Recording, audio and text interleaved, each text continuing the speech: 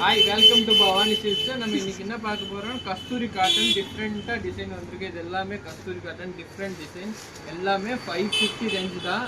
இது contrast blouse design பார்த்தீங்கன்னா நிறைய அவைலபிள் இருக்குங்க. இது எல்லாமே 550 மட்டுமே தான். டிஃப்ரெண்ட்டாக இருக்கும் கஸ்தூரி காட்டனு. பாருங்க, இதோட ப்ளவுஸ் பார்த்தீங்கன்னா இதுதான் ப்ளவுஸ். டிஃப்ரெண்ட்டாக இருக்கும் ப்ளைனு. இன்னும் வந்து நம்மளோட வந்து ரெகுலர் டிசைன், இது பூ போட்டது டிஃப்ரெண்ட்டான மெட்டீரியல்.